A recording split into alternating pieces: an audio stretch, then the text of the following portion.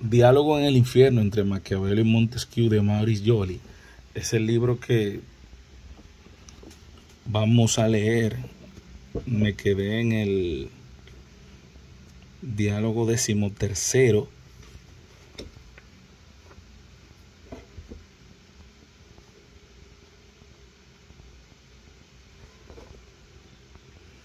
donde Montesquieu le dice: necesito reponerme un tanto de las emociones que me han suscitado. Qué fecundidad de recursos, qué extrañas concepciones. Hay poesía en todo esto y un no sé qué de fatídica belleza que los Byron modernos no desdeñarían. Reencontramos aquí el talento escénico del autor de la Mandrágora, Maquiavelo. ¿Lo creéis así, señor? Secundad.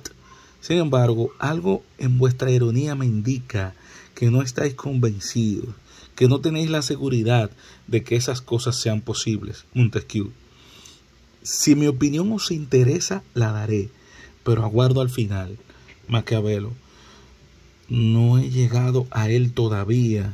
Montesquieu: continuad pues, Maquiavelo, estoy a vuestras órdenes.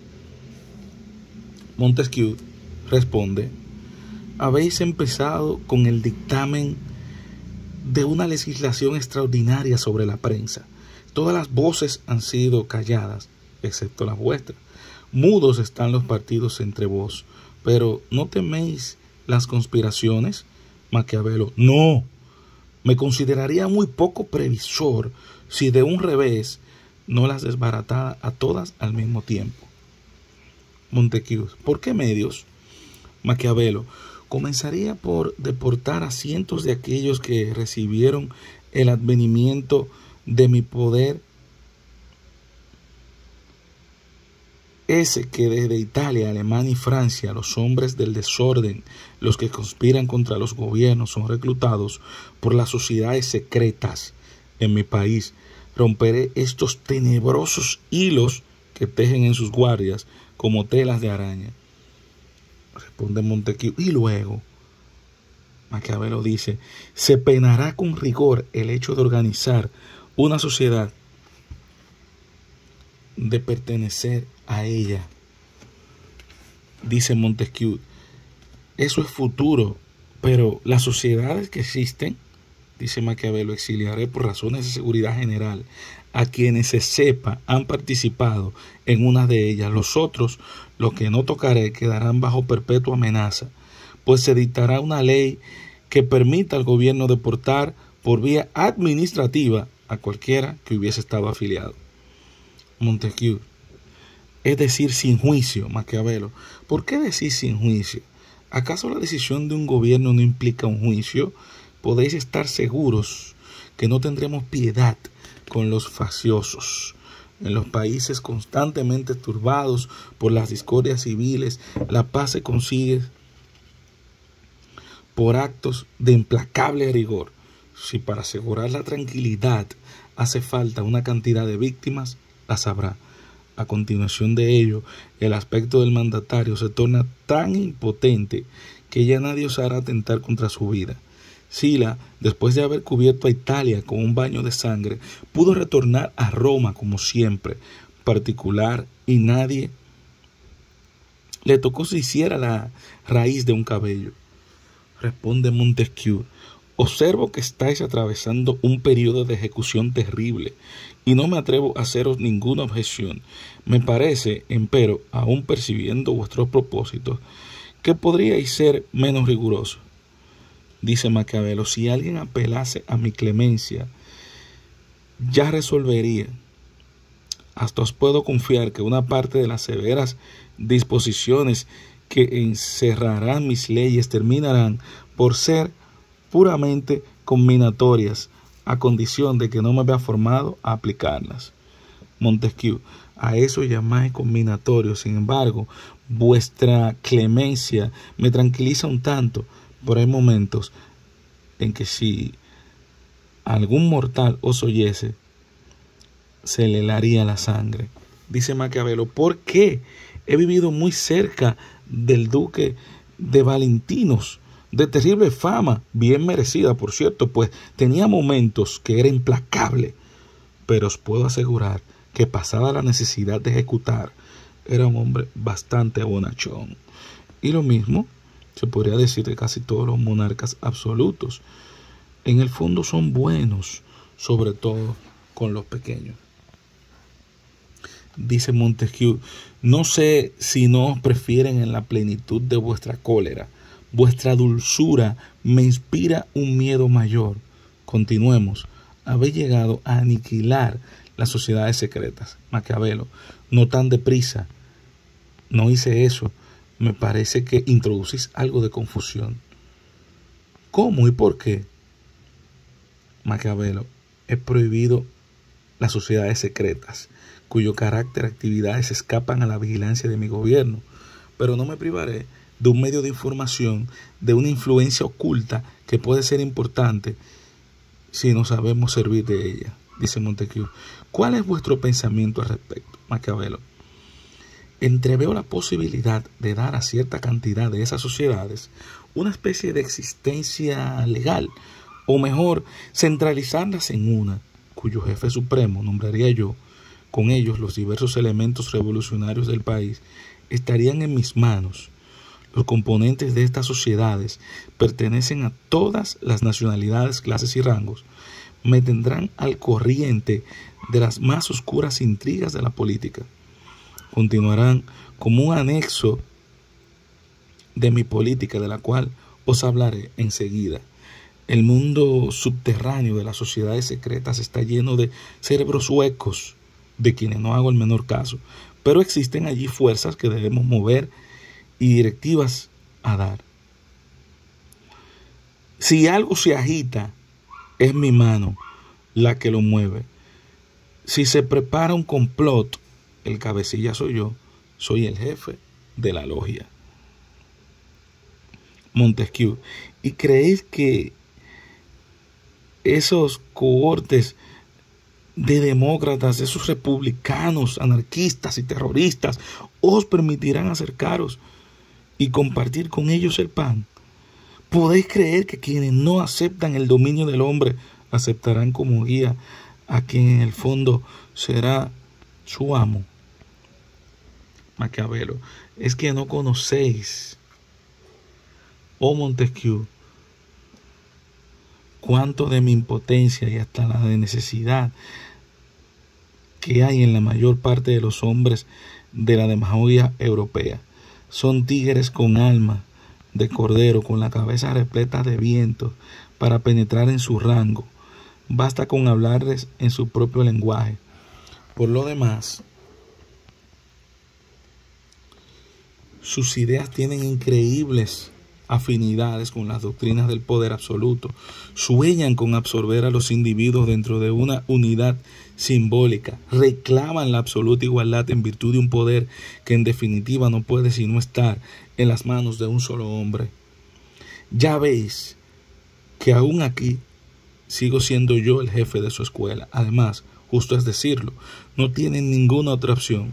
Las sociedades secretas existirán en las condiciones que acabo de expresar, o no existirán. Montesquieu responde con voz: el final de Cibolo, Sigubeo, nunca se hace esperar demasiado. Creo decididamente que ya estáis al abrigo de cualquier conjuración. Maquiavelo, sí, pues es bueno que sepáis todavía que la legislación no permitirá reuniones ni conciliábulos que exceden de un número determinado de personas. ¿Cuántas, Maquiavelo, os preocupan esos detalles? No se permitirán reuniones de más de 15 a 20 personas si os interesa. Montesquieu, ¿qué decir? Un grupo de amigos superior a ese número no podrá reunirse para cenar. Maquiavelo, ya os alarmáis. Bien lo advierto, en nombre de la jovialidad gala. Podrá sí, porque mi reino no será tan huraño como vos pensáis, aunque con una condición: que no se hable de política. Montesquieu, ¿se podrá hablar de literatura? Maquiavelo, sí, pero con la condición de que el amparo de la literatura no se celebra en reuniones con fines políticos. Puede ser perfectamente posible no hablar para nada de política y dar, no obstante, un festín, un carácter de manifestación que el público comprendería. Eso es lo que hay que impedir. Montesquieu, es difícil que un sistema semejante los ciudadanos vivan sin abrigar resentimientos contra el gobierno. Maquiavelo, estáis en un error. Solo los facciosos estarán sujetos a tales restricciones. Nadie más las sufrirá. Claro está que no voy a preocuparme aquí de los actos de rebelión contra mi poder, ni de los atentados que pretendieron derrocarlo, ni de los ataques ya sea contra las personas del príncipe o contra su autoridad o sus instituciones. Son verdaderos crímenes reprimidos por el derecho común de todas las legislaciones. En mi reino estarán previstos y serán castigados de acuerdo con una clasificación y según definiciones que no dejarán margen alguno para el mínimo ataque directo o indirecto contra el orden establecido. Montesquieu, permitid que en ese respecto tenga confianza en vos, sin detenerme a indagar a vuestros miedos. No basta, empero, con instaurar una legislación draconiana. Es indispensable encontrar una magistratura que esté dispuesta a aplicarla. Este aspecto no deja de tener sus dificultades. Maquiavelo, no presenta dificultad alguna. Montesquieu, vaya entonces a destruir la organización judicial. Maquiavelo, yo no destruyo nada, tan solo modifico e innovo. Montesquieu, ¿queréis decir que la implantaréis cortes marciales, prebostales, en una palabra, tribunales de excepción? No, dice Maquiavelo. Entonces, ¿qué haréis? Contesta Montesquieu. Maquiavelo responde, conviene que sepáis ante todo que no tendré necesidad de decretar un gran número de leyes severas, cuya aplicación procuraré. Muchas de ellas existirán ya y estarán aún vigentes porque todos los gobiernos, libres o absolutos, republicanos o monárquicos, enfrentan las mismas dificultades y en los momentos de crisis se ven obligados a recurrir a leyes de rigor, algunas de las cuales pertenecen mientras otras se debilitan junto con las necesidades que la vieron nacer. Se debe hacer uso de una y otras. Respecto de las últimas, recordaremos que no han sido explícitamente derogadas, que eran leyes perfectamente sensatas y que el reincidir de los abusos que ellas preveían tornan necesaria su aplicación. De esta manera, el gobierno solo parece cumplir, y a menudo será cierto, un acto de buena administración. Veis pues que se trata tan solo de imprimir cierto dinamismo a la acción de los del tribunal. Es cosa siempre fácil en los países de centralización, donde la magistratura se encuentra en contacto directo con la administración y por la vía del ministerio del que depende. En cuanto a las leyes nuevas que se dictarán bajo mi reinado y que se promulgarán en su mayor parte en forma de simples decretos, su aplicación quizás no resultará tan fácil, porque en los países en que el magistrado es inamovible, éste se resiste espontáneamente en un ejercicio demasiado directo del poder en la interpretación de la ley. Sin embargo, creo haber descubierto una ingenuosa combinación muy sencilla, en apariencia puramente normativa, que, sin afectar la inamovilidad de la magistratura, modificará lo que de absoluto es demasiada y hubiese en las consecuencias de este principio. Dictaré un decreto por el cual los magistrados, una vez llegados a cierta edad, deberán pasar a retiro. También en este caso estoy persuadido de que contaré con el beneplácito de la opinión pública, pues es un triste espectáculo harto frecuente el ver ya al juez llamado a estatuir a cada instante sobre las cuestiones más elevadas y difíciles, sumido en una caducidad de espíritu que lo incapacita.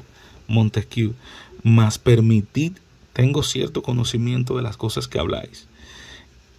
El hecho que sugerís no está en modo alguno acorde con la experiencia entre los hombres que viven en un continuado ejercicio de las facultades del espíritu. La inteligencia no se debilita de ese modo, tal es por así decirlo, el privilegio que otorga el pensar a aquellos hombres para quienes constituye la principal razón de la vida. En algunos magistrados, las facultades intelectuales flaquean con la edad. En la gran mayoría de ellos se conservan y sus luces van siempre en aumento, y no es necesario reemplazarlos porque la muerte hace en sus filas las bajas más naturales. Pero aunque hubiera en verdad entre ellos tantos ejemplos de decadencia como vos pretendéis, sería 1000 veces preferible, en nombre de una justicia auténtica, soportar ese mal que aceptar vuestro remedio. Mis razones son superiores a las vuestras, dice Maquiavelo. Razones de Estado, dice Montesquieu. Maquiavelo: es posible tener por cierto una cosa en esta nueva organización: los magistrados no distorsionan la ley que en otros tiempos, cuando se trate de intereses puramente civiles. Montesquieu pregunta: ¿cómo puedo tener esa certeza si a juzgar en vuestras palabras veo que la distorsionarán cuando se trate de intereses políticos? Responde Maquiavelo: no lo harán, cumplirán con su deber como corresponde lo hagan, pues en materia política, en interés del orden, es imprescindible que los jueces estén siempre de parte del poder. Lo peor que podría acontecer sería que un soberano pudiese ser vulnerado por medio de sentencias. El país entero se aprovechará de ellas al instante para atacar al gobierno. ¿De qué serviría entonces haber impuesto silencio a la prensa si ella tuviera la posibilidad de renacer en los juicios, los tribunales? Montesquieu responde: vuestro medio entonces, pese a su apariencia modesta, es harto poderoso, puesto que le atribuís tamaño alcance. Maquiavelo responde: lo es, porque hace desaparecer ese espíritu de resistencia, ese sentimiento de solidaridad tan peligroso en las organizaciones judiciales, que han conservado el recuerdo, el culto acaso de los gobiernos pretéritos. Introduce en su seno un cúmulo de elementos nuevos cuyas influencias son todas ellas favorables al espíritu que anima mi reinado. 20, 30, 40 cargos de magistrados quedarán vacantes, cada uno en virtud del retiro. Ello traerá aparejado un desplazamiento de todo el personal de justicia que, de este modo, podría renovarse enteramente en casi 6 meses. Bien sabéis que una sola vacante puede significar 50 nombramientos por el efecto excesivo de los titulares de diferentes grados que se desplazan. Imaginaos lo que harán de ser cuando sean 30 o 40 las vacantes que produzcan simultáneamente. No solo hará desaparecer el espíritu colectivo en lo que éste puede tener de político, sino que permitirá una mayor proximidad con el gobierno, que dispondrá de gran número de cargos. Tendremos hombres jóvenes deseosos de abrirse camino cuyas carreteras no se verán ya detenidas por la perpetuidad de quienes los preceden. Estos hombres saben que el gobierno gusta del orden, que también el país aspira al orden, y solo se trata de servir a ambos administrando convenientemente la justicia cuando el orden esté en juego. Montesquieu responde: pero a menos que haya una ceguera sin nombre, se os reprochará el estimular en los magistrados un espíritu de emulación funesto en los cuerpos judiciales. No os enumeraré las posibles consecuencias, pues no creo que ello vaya a deteneros. Maquiavelo: no tengo la pretensión de escapar a las críticas, poco me importan, siempre que no las oiga. Tendré por principio en todas las cosas la irrevocabilidad de mis decisiones, no obstante las habladurías. Un príncipe que actúa de esa manera está siempre seguro de imponer el respeto de su voluntad. ¿Qué les ha parecido este libro de Maurice Joly, de Montesquieu? Como todos saben,